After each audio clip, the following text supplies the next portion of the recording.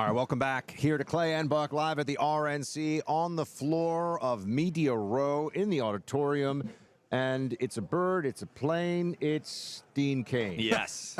Here Do you ever he is. get tired of that introduction? Formerly, No. it never gets. You're getting called Superman. Good heavens. I've been called a lot worse. Yeah, trust me. So Dean Cain of Superman on television fame, and also now an out conservative, which must be interesting as a former Californian. We have a lot of things to ask you about. I know you're here promoting your movie God Is Not Dead, the fifth in the series of that very successful franchise.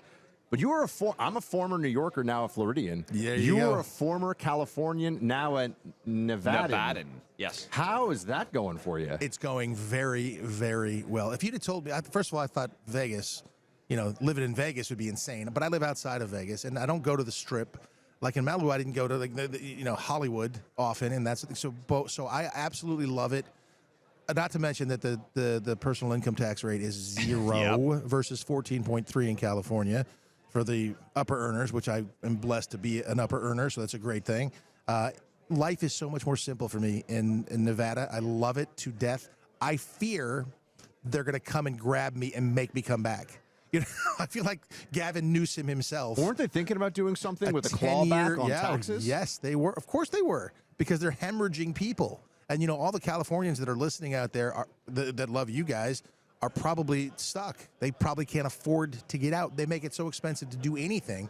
And, they put a mansion tax on you if you sell your... I saw that. I mean, that stuff is crazy. Fortunately, Malibu is not part of L.A., so I got out, and that thing didn't affect me, but I would have been ticked off. So tell me this. I got a lot of friends in L.A. because Fox Sports is based there. Yes. I've spent a lot of time. I was talking with a buddy recently, and he said Hollywood and L.A. in general used to be the place for eccentrics, where different thinkers. Your dad made the movie Young Guns, Yes. which, by the way, I love, where eccentrics... Wait, he made the original Young Guns? My dad produced and directed that. I watched that VHS so many times. That was my favorite movie, I can too, when do I was a kid. every line from that movie We from do memory. them in the family. Dude, my brothers and I did not realize this. I think it's actually one of the most underrated Westerns because it's not part of that great Clint Eastwood spaghetti Western Exactly. canon. Anyway, I'm sorry. Did he do Young Guns 2 as well? No, he did not. Yeah. I That's liked good. Young Guns No, 2, but it was not as good as Young Guns 1. no. So I'm going with Buck on this one. Yeah. my point on this is you used to have a wide variety of opinions and worldviews welcomed, and that led to great creativity. Of course. When did you start to notice it changing and turning into a one-party state as a guy who grew up out there? It was a subtle. The change always comes very subtly, and I would hear that going on and on. When you first become a television star back in the day anyway, and probably still the same now, is you get a publicist. Yeah. And your publicist, like, you have to have a charity that you support. You have to have, and I was like, look, I'm 25. My charity was pay my rent, and I was like, what do I have to support? Can that happen organically, please? But no, they were like, they break it down for you. So I think I guess maybe it was me getting older when I had a kid. I mean, when I had a kid, the whole world changed for me because suddenly I wasn't the most important thing in the world, and I changed everything. But I changed the movies I did, the TV shows I did. Everything changed, and I became a father. There's a reason I stopped doing series, is because I wanted to be a dad. So my values were changing at the same time that these things were sort of sneaking in there. And obviously COVID, it was a huge part of it, but it was happening before COVID. It's been happening for a long time, and I realized that when it was started, the anti-police sort of movement started going every time. Yeah. I'm a sworn deputy sheriff with your last guest. I serve in Virginia. I serve for him. Oh, that's fantastic. 100%. So I'm a fully sworn deputy sheriff in Frederick County, Virginia.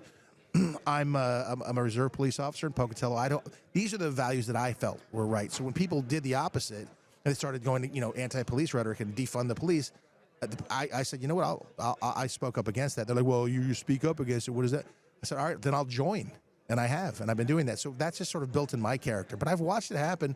I mean, it's accelerating now like crazy. Yeah. But I think there's been a backlash, and the pendulum is swinging back. Go woke, go broke. Look at the shows and things Hollywood's putting out. It's just not, that Star Wars thing isn't doing so well right now, and that thing is just getting eviscerated. I don't even want to watch it, but This is what's happening all over the place. I was wondering. Tell everybody a little bit about the film, because we've only got you for about another minute. Okay, so sure. I was going to ask you something else about politics, but actually, I would tell talk me about God that Is Not Dead. Yeah. Well, see, the God's Not Dead is the fifth in the franchise. The first one God's Not Dead was 10 years ago, and I played a bad guy in that one, a guy who didn't have any redemptive qualities, much like myself. You know, So I played myself. you played the club. You played a godless communist. Yeah, Exactly. Okay. Well, he wasn't a communist. He was a capitalist and then some. Oh, really? Okay. And then some. But he just, you know, his fiance tells him, you know, I've got cancer. And he's like, well, if you can work that out, then you can come back. You know, but that's not my problem to deal with. He's that kind of a guy. But then they've done three other Kevin projects. Sorbo was the professor of Yes, that, right? and I he haven't gets- seen it, but now I have to go see it. He doesn't survive it. Anyway.